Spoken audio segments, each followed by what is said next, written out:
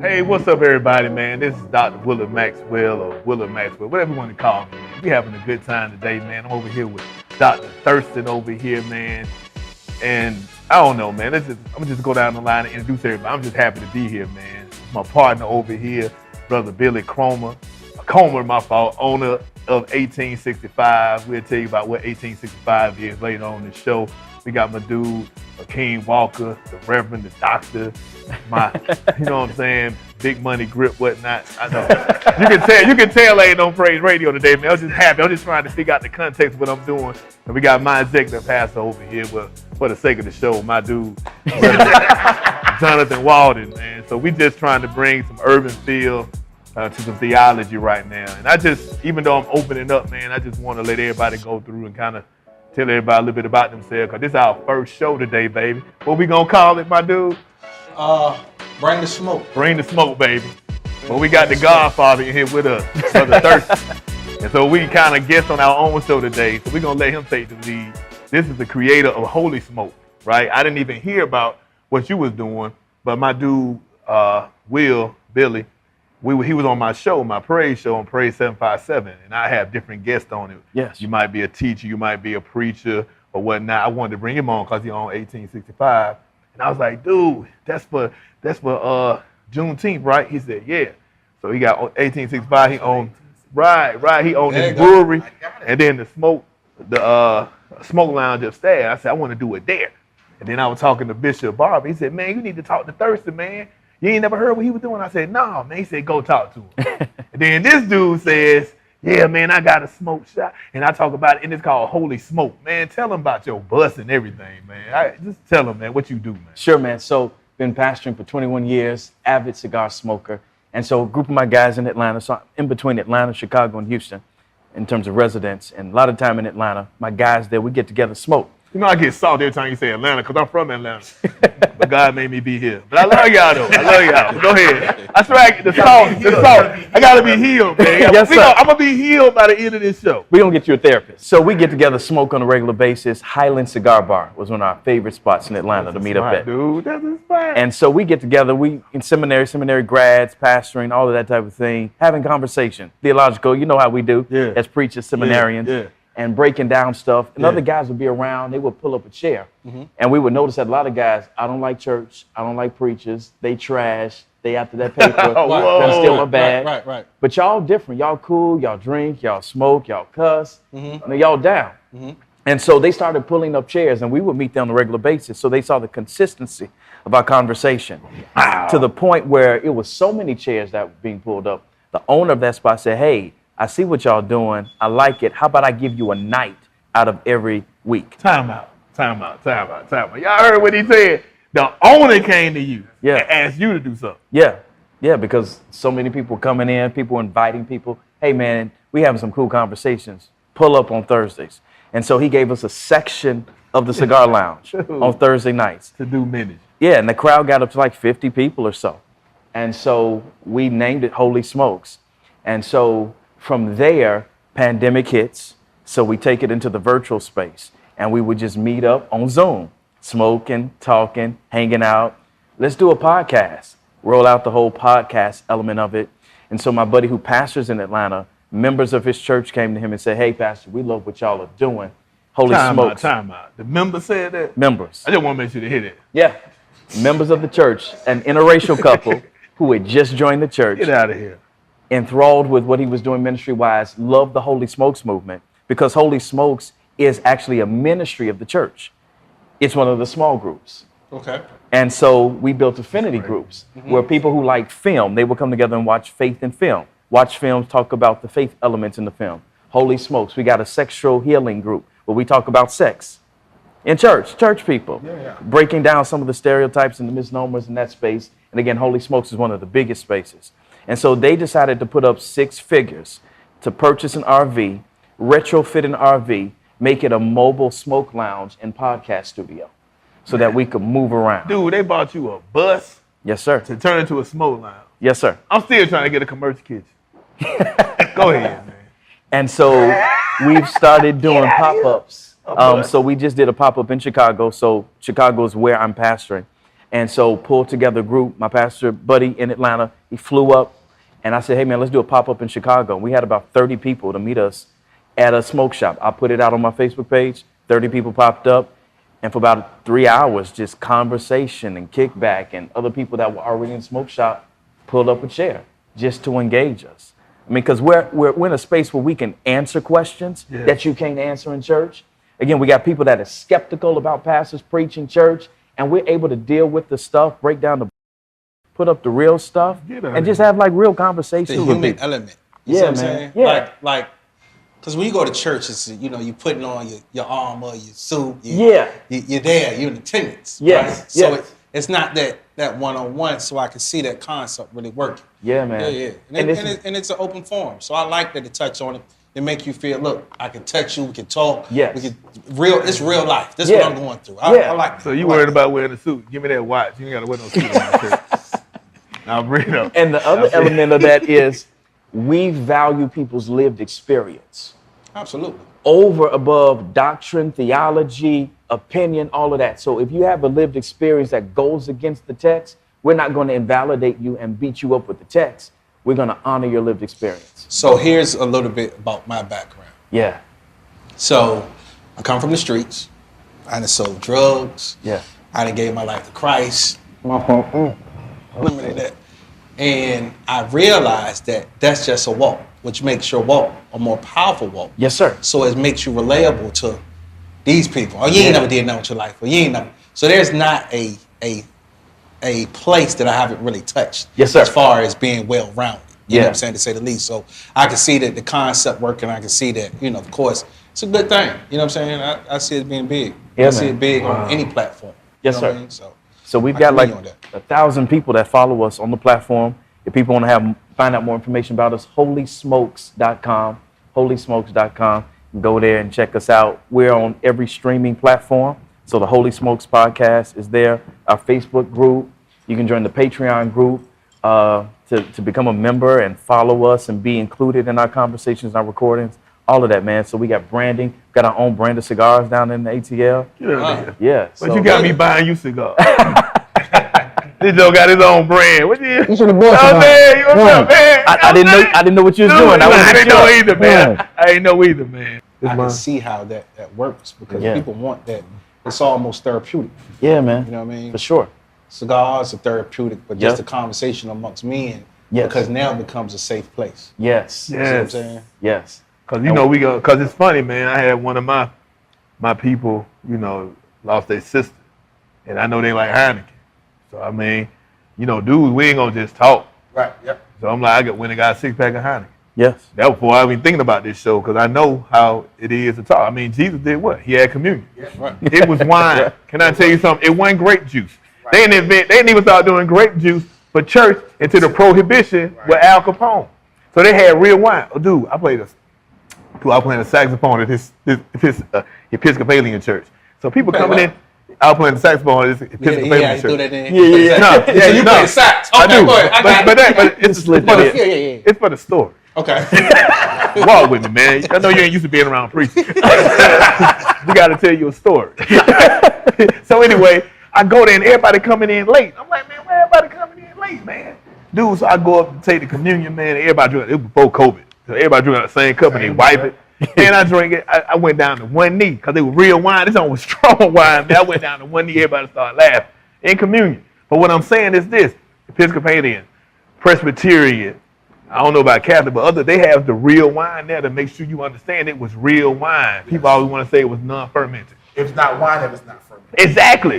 It's not wine. So my interpretation of the Last Supper is this. You know how when more fights break out when people drink? Because, you know, your true feeling come out. Yeah. The minute Jesus sipped on the wine, he said, hey, man, Judas, go do what you got to do.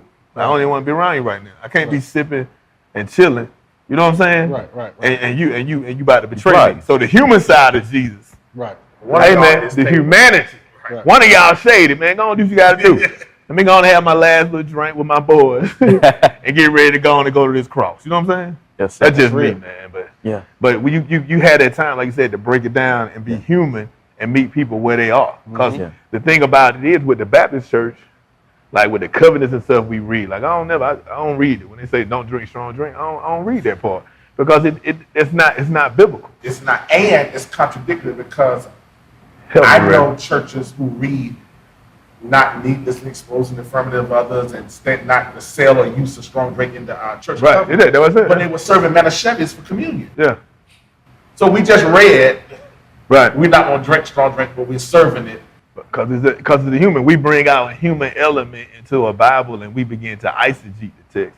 Correct. And bring our own opinion instead of exegete the text and bring out what's actually in the text. I think it's something about, I don't know what it is, but in the African American context, when I went to that program at Princeton for youth ministry, they had something See, you talking about me. See, through Princeton in there. Oh, You say that about that. Go ahead. I just talking about the same ball. Anybody can do that. Everybody can't go to Princeton. I know it is. I know it is. I know where you're going at. See what I'm saying? But I had to go to Princeton to understand it. Right. we finished a session one night, and the guy, this Presbyterian pastor was like, we're going to the pub. They had something called Theology on Tap. Yeah. What? Yeah, that's They real. literally had in their missions budget We behind. Yeah. to go to the bar during happy hour, and they would buy out the bar. The only stipulation was if you sat there and drank, you had to involve yourself in the conversation. Yeah. Absolutely. It was called theology. Yeah. And so I saw Theology on time. all these men sitting Yes, at sir. the bar. At talking, 1865. and nobody got drunk. They had they were married, but they were, I mean, it was one of the most enriching conversations. And then I think when I first met you, I told you there's a group of guys. I was at the cigar lounge. I won't name it because since you have one here at 1865, I'm not going to say the name of the other cigar lounge, but it was in Chesapeake. I was there. Okay. And a group of Caucasian brothers Okay. was like, hey man, you're a preacher. They go to this guy's garage. Right. They call it Holy Smoke. Right. They give you a scripture. They need to pay and you, they man. use the chess timer so that not one person dominates the conversation. There's Get out of nobody here. leading it. Yeah. And the only stipulation is you bring a cigar. They may say, okay, tonight it's 10 people confirmed. You got to bring a cigar. Everybody swap a cigar. Right. And you get like 2 minutes to discuss whatever the text Right. is. They order pizza, people chip in. And the first time I went, I was the only preacher in the room. And it was just people from all walks of life, Hispanics, white guys in a guy's garage talking about the Bible. Get out of here, man. And so I was like, what is it about the African Americans that most, I'm not gonna say most, there are a plethora of pastors that, that engage in cigars, whether you write the sermon, decompressing or whatever, but that we don't want to use it as a ministry to beyond the church. Yeah. Because it's like this, man. When we usually talk about our problems, we talk about them in broad brushstrokes. Hey man, we all fall short. We'll never say specifically what it is. Right. But when you say specifically what it is, people don't accept you. And so a lot of time we look at this my dude. I'm using him as a rite of passage to do this because I was nervous. Because we were supposed to start it before, but then I still was dealing with praise, and I was like, I could have did it at the same time, but that was my excuse. Yeah. That was my Stand in your comfort zone. staying in my comfort zone. But then I said, man, let's go. And so now even then he's like, man, we gonna smoke. I'm like, real? Man, I gotta be bold. Can't let him pump me on my own show. And so now here it is. Like I was talking to Brother Justin, like, man, it's a coming out party for preachers. He is an anointed agitator. Yeah. His anointing is to agitate people and I mean push people out of their comfort zone. Yeah. He pushed me. You got to kill culture. And you have to do, I think, what Paul says, become all things to all men. Yeah. For the purpose of winning. Yes, I love it. Oh my God, you helped me because like with the basketball program, it's that I do with the police, In Touch, I do it to bridge the gap between the police and the community. And then we still pray there. We still open up prayer and close with prayer. So it's still evangelism. But and some church folk were tripping on that. Like, man, you supposed to be in church. Why you going over there to do basketball? Because I want to meet them where they are. So this is definitely a stretch. So now we're doing this on the day it's closed to get me comfortable. But on other days, we're going to be doing it. People going to be in here. What John That's crazy, is man. powerful. Crazy. You a business owner, black business owner, right? I don't know, and a brewery at that, And a cigar line. and a cigar lounge. Now this is how my mind works. This is ministry. There are people that come into your establishment. I'm not saying. Let's say if you didn't know a pastor, Right. that the average pastor may come in your establishment and smoke, or yet we might go to a white establishment to avoid you telling your auntie Reverend. Rev came into your. Yeah. To I saw Rev came into Yeah. the. But let's look at it in the reverse. If 60% of the members at our churches drink, Reverend. if you're gonna drink beer, I'm gonna say, let's patronize. Not just because it's black owned, because it's black owned and it's a good product. That's putting money in your business. That's feeding your household. Right. So when you look for a pastor, you're gonna go to Pastor Maxwell. What that does now is, if you believe in the word, you're gonna tithe Right. Right. Help me, Reverend. off of your personal I ain't even tithe see that and your coming. business tithe. Yeah, so we partners, he gonna tithe. The new beast grow, when he going up? And when people who ain't never been to his church, Yeah, he ain't even gotta the church he come. passed away, you gonna tell people they can never meet. Right. Whoa. And when they sit, I don't go to church because pastor's funny, you're gonna say, I don't know about everybody else, but go check out this guy. Yeah. So you are an evangelist in a way to bring people to the church that would have never known about New Beach Grove. Because I think sometimes the arrogance of pastors is we think everybody knows us. Right. Well, and here's another point of that. That That's a goes good back point. to the cars. I know pastors, and I won't say any names, but I know pastors that don't buy a certain type of car because what the member's going to say. Yeah. You know what I'm saying? Reverend, you hit me there. You feel me? You hit me. I thought it say it Willa comes- Maxwell. It's- Thurston is my new bishop. I felt the same way till I met him. So and it's one of those Hold it to things Mark. that I think is, everybody's imperfect and they come from a different walks and genres of life. And no one's perfect, and I'm not gonna put you on a pedestal because you're a pastor or a bishop or doctor or whatever it is. Or executive minister or whatever. I'm just saying. We got it. We get so caught up in titles that they're looking at you. That's not God. That's a man. Yeah. You know what I'm saying? He's put here, he breathed the same air. God is the person that orchestrates all of that too. And if it can bring us closer to God, you know what I'm saying, through conversation, Yes. through smoke, through on tap, you know what I'm saying? Yeah. Then that's what we're doing we're doing our part. You know what I mean? Yeah. Yeah. As far as getting people that never would even speak to you, Right. to speak to you. Yes, you feel what I'm sir. saying? Like Yeah. I'm comfortable with him. What do we agree on? What is Right, the common right, line? right. As black Christians, we oftentimes divide. We are. Instead of saying, There you go. let's There talk you about go. what we disagree on. Whether There you're you go. gay, There straight, you go. lesbian, black. There you go. What do we agree on? We agree on There you go. cigars, and let's go. Yeah, let's connect on that. This week, we Let's had go a there. group of friends that would normally not fellowship together. Well, there's one thing that brings us together. After all our sessions, we gonna all sit down and light a cigar. That's wild. Because some people come together like, you might see a person who you might look at like a racer, but if you ride your motorcycle, everybody gonna go like this.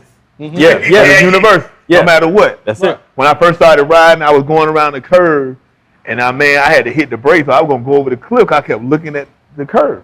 So I stopped right before I was going, and the white guy stopped. I swear he looked like just just the stereotypical, hey, man, I don't want to run out of gas right here. But he's like, man, you all right? I said, yeah. He said, man, you can't look at the curve. You look at the curve, that's where you're going to go. You got to look around through the curve. Yes, sir. Because your motorcycle going to fall where your head. I said, man, appreciate it. He said, you good? I said, yeah. And he rolled off, and then I kept going. But that broke down barriers. I mean, you see other people with a beard, that break down barriers. Yeah. Yes, This sir. right here, breaking down barriers. You got to find the commonality in people. And the funny thing is that we even have to do that because God gave us all diversity of gifts Yes, sir. to make sure that he edified the church. He gave you a gift of prophecy, you a gift of evangelism, you a gift of pastor. He gave people all these different gifts to make sure that the body was able to grow up to the head of Christ. You understand how Yes, you sir. say, Paul said, how you say to the hand can say to the wrist, I don't need you. You understand? And the thing about it is, because the difference is, the devil used to divide us, black and white, fat and skinny, dark skin, light skin. And so if you could just Sit like find, that way next yeah, time. sit I'm like not- here. Hey, man, but I ain't want to offend. You know what I'm saying? I ain't want to offend. You know what I'm saying? So light skin people be sensitive. You know what I'm saying? You know? I ain't want to do that. You know what I'm saying? But we got cigars, so he can deal with us. You know what I'm saying? Yeah. If he was over at Morehouse, he wouldn't hang with us. But since we got a cigar, I can hang with them dark Negroes today. You know what I'm saying? You know what I'm saying? Like Perez over there, he don't want to be on camera with us. y'all too black. It's tripping, man, but this is awesome, man.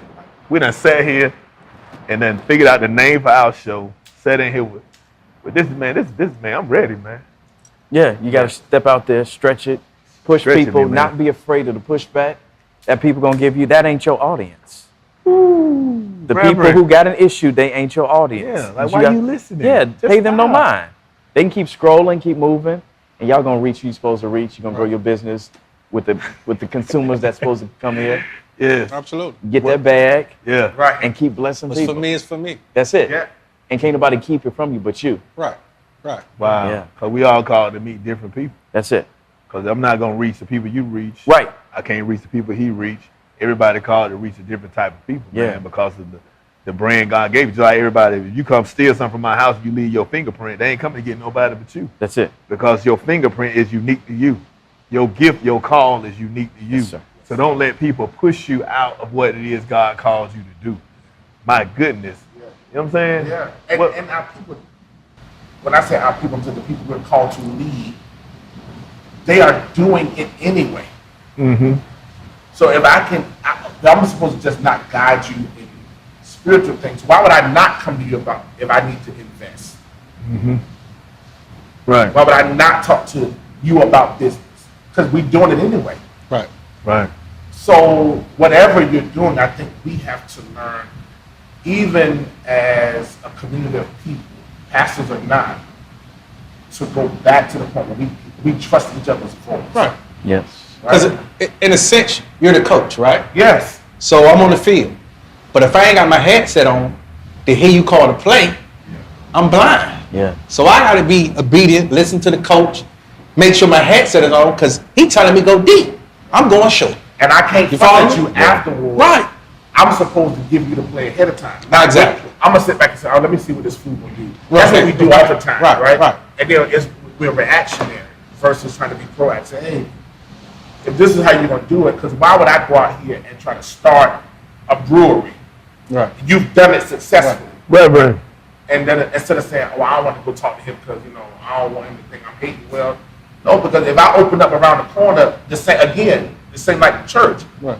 There's some people who gonna come here, that ain't gonna go there, and some people may come here on Wednesday And go go on on Thursday. Thursday. Right, right. Look, you Right, might right, offer right. something here that I may not offer over there. They might come to both at the same time. Yeah. Right. Right. Right. You definitely got to help people, man, because it's more blessed to give than to receive. And it's a young man that's right around the corner. He opened up his real estate company right around the corner from mine. He came to ask me to help him, mentor him, and give him ideas. I said, okay. He said, you saying okay for real? I was like, yeah. He said, for real? I ain't gonna say yeah. I said, what you come ask me for then? You didn't expect me to say yes. He ain't say nothing, but I help him out because I was like, dude, I'm not gonna sell a house to everybody. And my thing is, my first job is a pastor. So now that only am I supposed to pastor my church, I believe you're supposed to pastor the city, the Yes, state, sir. and the world. You called to cover people. You know what I'm Yes, saying? sir. Mm-hmm. That's why when people So going, you're a bishop, a real estate bishop. I guess so, man. I'm about to be a city council bishop. Look here. But isn't that so? You turn a corner. Yeah. We only talk about ministry in the confines of church, Right. Is it? Not ministry in the marketplace. That's Yeah. that's why we You are a here. pastor, Yes. not just at. I don't know the new address. I still know the- 361 Beach. I still know the old It's all address. good. It's all good. Yeah. Don't hold us back, Right. Reverend. No, no, no. Let us be free, Right. Reverend. But it's something about being a pastor to politicians, You're supposed to be, being because a pastor to educators. So no, can't go to the school and pray for the school, but if I can get into your principal's office, let's shut this door. Let me pray for Yeah. you. Right. And you're a pastor too. Right. The people that come in here who have their issues, their burdens, they put a little something in their system, they start getting vulnerable. Open it up. Yeah. You're here to guide them, shepherd them, lead Yeah. them. So you're a pastor in the marketplace. Right. This crown can't get to you, but after that, I gave you 3 shots of crown. You still talk about the same problem. Let me call pastor. at this point, Because now, Yeah. I've came to a place and I opened myself up, and that's the funny thing about mixed beverages. Yeah. You know what I mean? It kind of gets you in a comfortable place, in Yes, a sir. comfortable space to look, man, I'm going through this. Yes. Yeah. I need help with this. Or some people just want that listening ear with no judgment. Right. You know what I mean? Exactly. And just to listen. And I'm telling you, it's therapeutic on any level to sit down and talk to somebody that look like me and you, because we have different struggles than a white man, an Yes, sir. Asian man. Yeah. We have targets on our backs Yes, just yes, for sir. being us. Yeah. You know what I'm saying? So now it's like, now I'm at a comfortable place where I can open up and say, man, this is a struggle as me being a black man. or this is a struggle me being a black-owned brewery, the only one in the coast of Virginia, along with my construction company, along with my restaurants, along with all the stuff that you just do. You know what I mean? Yeah. So it's just, shameless plug. Hey, Princeton. That was his for though. So that's what I'm saying. Like, it's just one of them things that, and I've never closed the door. Anybody ever came to me and wanted to talk to me about business? Yes, sir. I've always tried to, look, this is what you can do, this is what you don't do. I made those mistakes. Right. I want you to make the same mistakes. Exactly. These are costly mistakes. I just saved you $100 grand. Yeah. You know what I mean? Right. Now, you said, whoever is this John, you saved John $100 grand, but John will go register for a Caucasians, man. We're not in any way saying there's anything wrong with that. Absolutely not. But they'll pay them $3,000 for a 3-day course and still not be able to produce. Right. And won't come to you, and y'all got results. And won't be mad. Hold on. That's how we be mad. Let's hold it for a minute. Yeah, we not. And won't be mad at John. Right. No, we'll be mad at you because this $3,000 package. Didn't follow the package, but go to Facebook, Instagram, tweet, and everything. I invested with Michael, and this is what I got. He's a scam. You know what I mean? Yeah. But John ain't nothing. I didn't do the tutorial. I ain't do what he wanted to do. You know what I'm saying? Yeah. We are so under so much scrutiny as us being black men that I don't think that people really understand and see the plight of it all. Sure. You know what I mean? Yes, sir. So it's important that we have these open forums and sit down amongst men and have these open contexts. Like, look, man, the world beat me up. You know what I'm saying? Yeah. And it wasn't, and I don't use the black card because I'm successful. I think I would be a little bit more successful if I was John Smith, to be honest. Sure. You know what I'm saying? Sure. Oh, yeah. Because that door opens a little Little wide. wider. Little wide. You know Yeah. what I mean? It's handicap accessible. You know what I mean? I can roll through that. You know what I mean? You feel me? Versus me got my foot in and I'm like, all right, let me work my way in. And that's what this is, man. And this is for this form, for this form, for that form, for that form. This is what it is, and it's just giving people a safe place. Yes, sir. And I'm excited about it. So we all doing this. Let's hear a word from our sponsors. This is sponsored by Maxwell Realty, 359 Beachmont Drive. Newport News, Virginia. I was just tripping, man. But nah, man, this is amazing, man. Thank you, man, for pushing me out here, pushing us out. Well, he was already ready. You know, we at his bar. He was ready anyway. Right. But I think I had to get ready as a pastor because even though I meet people in different places, it was a struggle for me to say, "Oh, I'm gonna meet you here." Sure. You know, I think with Commissioner Boyd, when she had the book signing here, that was she sponsored my book signing here for my leadership book, and then I think I was like, man, look at all these people we talking to. So I ended up ministering to people and just talking to people about different things, man, in here. And I was like, man. So then we started talking. And I was like, then I invited him to the show. I was like, hey, man, we need to do a podcast ourselves. You know, that was the beginning of the end of me at the other station. You know what I'm saying? So yeah, hey, praise is his fault. It's my fault. I take the blame for it, he gonna okay? take It's the hit all for me. that one. But I'm just glad, man. So again, man, appreciate you, man. Man, thank you, sir. Man, thank you, man. Thank you for coming at the last minute, man. So another thing, man, you gotta learn how to be flexible in your life. Some of y'all don't know how to laugh. You see it's cracks in this concrete, and it's cracks in it because in the summertime it expands, in the wintertime it contracts. It's to make sure that it can be flexible enough so it won't crack. You have to learn how to be flexible. I know you wrote your vision down and made it plain, but sometimes you gotta learn how to take detours. Sometimes you gotta learn how to laugh at yourself when stuff goes wrong, because when you're flexible, you will be able to make it through those hard times. You rigid and always got to be this certain way, it just ain't gonna do. You're gonna have some curves, you're gonna have some potholes. Just keep on pressing, and God will make you through. Talk to him, coach. My headset. Trying to, baby. Yeah, get your headset on, baby. Headset on. Yep. Anyway, we're gonna let you all know exactly when we're gonna be streaming and we'll get our stuff together. But again, we're gonna be seeing you. So we're not on praise anymore. We're gonna be doing our own independent thing. But we also on the Groove, though. We on the Groove. So 9:30 a.m. on the Groove. I don't know the channel. We'll put the look on down on the bottom of your screen. You can see it. Tune in at 9:30 a.m. But also this show right here, we're gonna begin to let you know exactly consistently when we'll be coming on. But we might be at a bar or a cigar lounge near you. All right.